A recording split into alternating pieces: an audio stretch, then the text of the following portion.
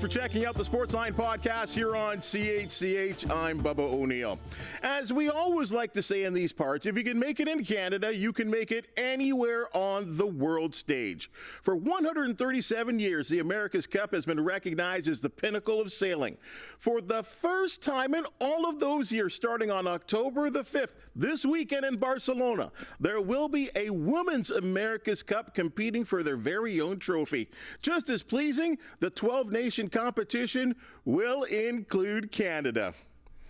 The Concord Pacific Racing Team is representing this nation at the world's oldest active competition, and Vancouver native Isabella Bertold is the skipper.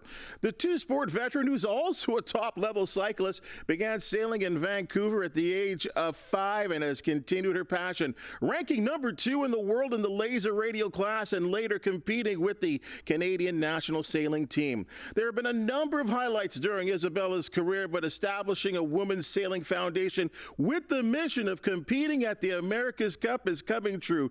Isabella, you're coming to us all the way from Barcelona. You're just days away from the competition, and it is wonderful to have you on the Sportsline Podcast.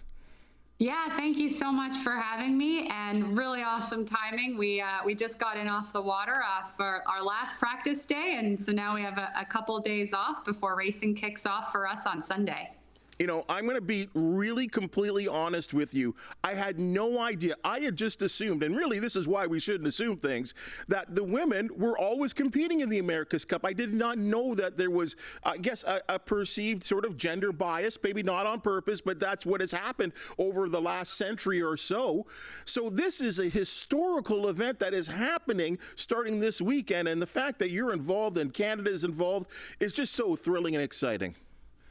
Yeah, you know, you touched on something there of we assume that there are women competing, and there's no reason why women shouldn't be competing already at the America's Cup. But for some reason, there is just a bit of gender bias, and it's taking its time. And so this first sort of next step in the evolution of women's sailing, of an all-women's team competing against another all-women's team out on the water for their own America's Cup, it's going to change the game of professional sailing for women, and not just our current generation, but particularly the next few generations behind us. Well, I don't know if the world's ready for it, but you got big-time sponsors. You have 12 countries in competition, 6 of them that have already competed in America's Cup, 6 invitees. This is going to be an outstanding competition, pitting the very best. And what an unbelievable setting in Barcelona. Yeah, and I'll say, I mean, it was a little bit rainy today, but the wind was incredible. We've had spectacular conditions here, and the forecast for the event is really great as well. So I expect really fast and close racing. It's definitely worthwhile tuning in. How long have you been in the works to make this happen, at least for a Canadian team to be competing? Yeah, so all the way back in the fall of 2022 is when things really got put in motion. It was earlier in 2022 where there was an idea that Canada should put an entry in. We weren't quite sure how we were going to make that happen. And then it was October of 2022 that we sent off the paperwork and applied for a spot. So there's only 6 invited nations. And it's quite competitive to be one of the invited nations. And so we were lucky enough to be selected. And then the team trials already were off and going in November of 2022. So it's been quite a path for us to get here. I guess people would ask what the skipper responsibilities are and what you've had to go through, not only just on the water, but off the water as well. Yeah, so I hold actually, so I'm the skipper and I'm also the team principal. So I have added responsibility, and that not only am I responsible for what happens out on the water, but also off the water. Definitely leading all of the fundraising, corporate relationships, putting the team together, the logistical side of it. All of that falls on me. And then when you get out on the water, the skipper is really the leader on the boat, or you could maybe sort of the captain of the boat is a way to put it. And so with that also comes the responsibility of safety on board. And then also a lot of the sort of the key decision makings around the race course do fall on me as well. I mean, this is an amazing responsibility that you have tasked yourself with. Now, I'll tell you, obviously, we've had the likes of the Olympics that just came through and bypassed the Paralympic Games as well, to the World Rowing Championships just came through our area right here in St. Catharines just a couple of weeks ago. When I look at women on the water, where is our level on the world stage at this point? Yeah, actually, I'd say some of Canada's top sailors are all female sailors. If you look at the last few Olympic cycles, it's Canadian female sailors that are leading the way for Canadian sailing and really setting the bar. And we have some of the best sailors in the world. I mean, our boat is full of sailors that have had top 5 performances at the World Championships in their respective Olympic classes. Both myself and Georgia Lewin-LaFrance, who's on the women's team, have experience racing at Sail GP, which is another fast boat racing league. We've got an incredibly competitive team, and I'm really excited for the racing to get going to see how we do. I have to ask you the obvious question. We've done so well as a nation and had women like yourself that have fallen in love with the sport on various levels, whether it be paddling, rowing, fast boat racing like yourself. Why did this take so long for this to happen, just in your opinion? Yeah, I mean, I think change takes time, and we have also seen the boats really evolve over the last 15 years. So looking back at boats that were being raced 25, 30 years, they were quite physical. And I mean, if you weren't 6 foot tall and at least sort of 180, 190 pounds, if not stronger than that, you couldn't actually sail on the boat. You just weren't strong enough and physically big enough to do a lot of the things. And so as the boat design has changed more to this fast foiling style of boat, the physical element is gone. We just push buttons, and it's a lot more like driving a Formula One car in terms of the loads that you're experiencing as a driver. And so it's leveled the game in that sense. And now it's about building the skill set and opening more opportunities for women to race alongside men on the same boat. You must be a broadcaster, because you just took the words right out of my mouth of where I was going next here. Because I'll be honest, as I dig deeper into what you will be doing, the competition, again, call me Old Man River here. I was looking at old sailing boats. This AC-40 is something incredible. The boat is technically, for those, and we're going to show some video here, it's not really on the water. And can you explain to us how this works? I believe it's called foils. Isabella, the floor is yours. Yeah. So what you're seeing there on the video, and so the boat is flying over the water. So basically the easiest way of thinking about it is think of an F1 car meeting Top Gun on the water. So you've got the drivers are actually controlling the foils, which operate much like airplane wings. So there's flaps that we're controlling and various different settings to help the boat actually fly. And then the sails are set up slightly differently as well, and giving people more controls. And we're hitting speeds of, downwind when we're sailing away from the wind. If we're not going 80 kilometers an hour, we're going a little bit slow. So we're really pushing speeds in these small boats. And it almost feels like a bit of a go-kart when we're racing around the track now. And they're super fun. And but you're flying over the water. You're not sailing in the water anymore. Because you weren't growing up on boats like this, what kind of adjustment has it been for you and many on your team? Yeah, it's just, I think sailing is already very physics heavy when you're sort of understanding what's happening to the wind over the sails and over the boat. And so it was just applying a lot of the things we already knew to a new concept of flying. But I think like anything, once you get it figured out, then it just feels like normal sailing to us now. I think steep learning curve at the beginning, and we've got a pretty good handle on it now. You know, Formula One drivers, they actually have simulators, and I have seen that you guys do some work in the sim room, and I guess all the factors are put into a computer, and you can actually operate the sailboat from a seat. Yeah, exactly. So we've spent hundreds of hours on the simulator over the past year. And very similar to Formula One drivers, we are in the simulator in the morning before going out racing. the simulator gets set to the conditions that we're expecting, just so that we can go through our functions and test different things. But yeah, it's very similar in that I'd say our primary training tool has been the simulator, especially because we don't actually own one of these boats, so our time on the water has been very limited. So when you're in the boat, it's you and 3 others, I'm presuming? Yes, 4 people total, correct. And are you communicating with each other, or is just one person tasked with a responsibility? Oh, no, there is so much communication between the sides. So the sails actually, when they're up and when you're sailing, you can't see from one side of the boat to the other. So you are fully relying on what the other person on the other side is doing. And so there's 2 drivers and 2 people trimming the sails, and the 2 drivers share everything. So as the boat turns through the wind, they're passing the wheel off from one person to another. So communication is super key. And if you see a close-up of any of our helmets, it looks like almost like a fighter jet plane setup, where we've got microphones in super close to our mouths, helmets, goggles on. And yeah, so that's how we communicate to each other across the boat. They're incredibly beautiful machines. There's a shot of the helmets right there. That's amazing to me. I would imagine when you're going, 50, 60 knots like this, there's an element of danger. Yeah, there definitely is, and the margin error is not very great. It doesn't take much to make a little mistake, and the boat is in the water.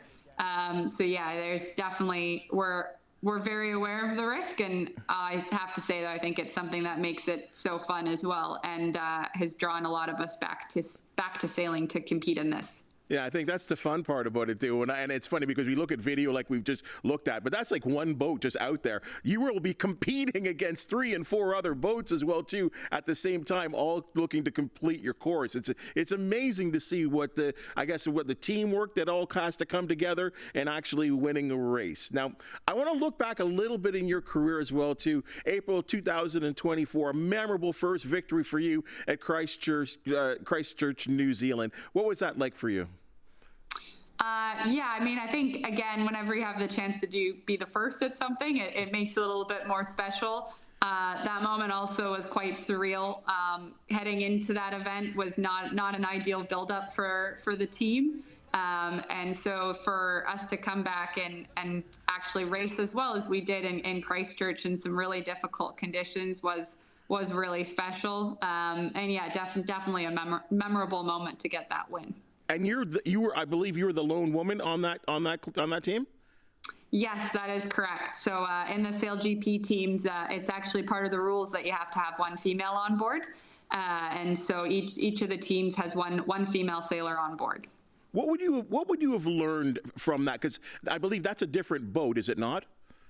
Yes, it's a different boat, but the style of racing is very similar. So unlike Olympic sailing, where the courses are quite big, these fast foiling boats race on boundary courses. So there's boundaries on either side that you cannot go outside of. So the tactics and strategy are a little bit different, and lucky enough to have some really experienced sailors on board the Canadian team there. And I've definitely taken a lot forward from my experience with that team into this program. I'm going to go a little further back, summer of 2022, Plymouth, England.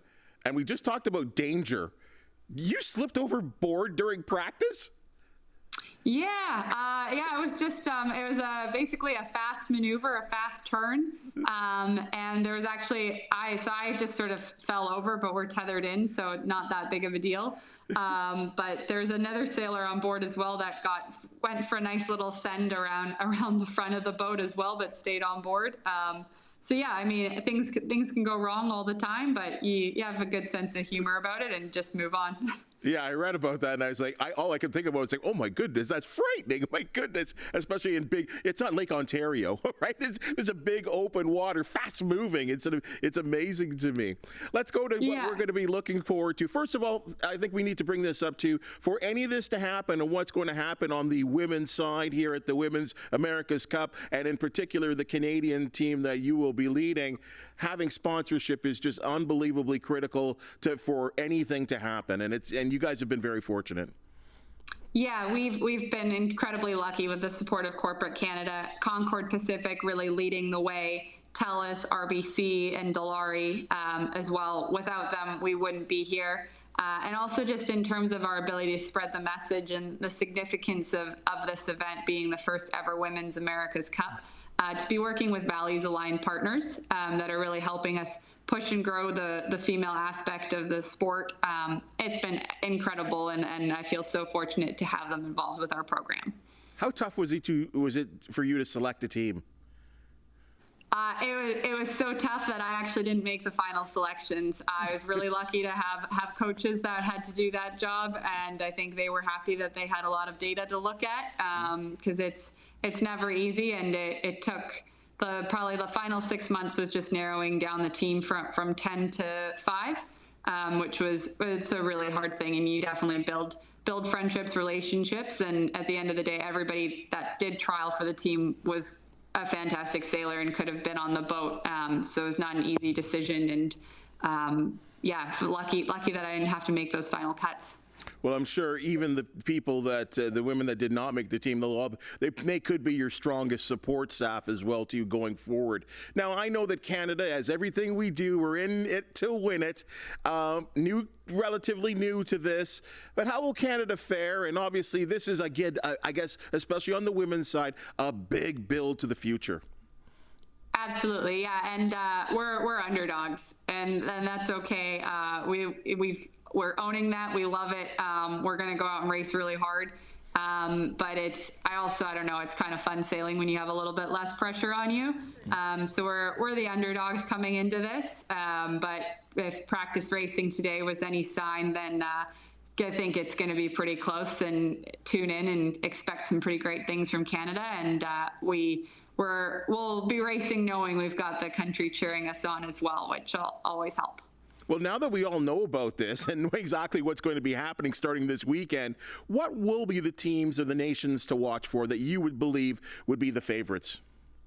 Yeah, so the way the racing is divided is the America's Cup teams are actually on one pool, and then there's a second pool that's just the invited teams. So we don't actually have to sail against the America's Cup teams right off the bat. So our first round of qualification is just the invited teams.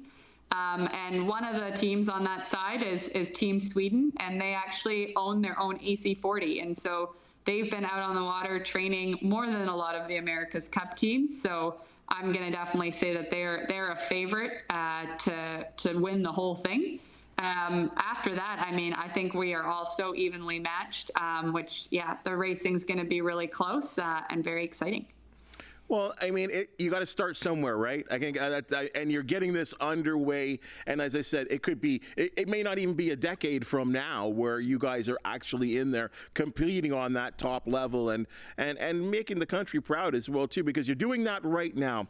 I think it's important to kind of look at this as well too, because I see something, I feel something, a growth when it comes, and I've been in sports for 30, 40 years of my life on a broadcasting side, and what we're seeing now with the WHL, the WNBA, a team is going to be in Toronto next year. The Northern Super League, we had Dana Mathis on just a couple of weeks ago talking about soccer and the Northern Super League. There's a movement towards women's sports, and if it's not a movement, it's we're all recognizing, and take this the right way, how good you women really are, and that the opportunities are there now, and it is so pleasing, I guess, for someone like myself that's been in sports for so long to see you guys getting an opportunity to prove yourselves. Absolutely, and I think there's enough data out there now that we can look at. Women's sports is highly entertaining to watch, so fans find it very engaging.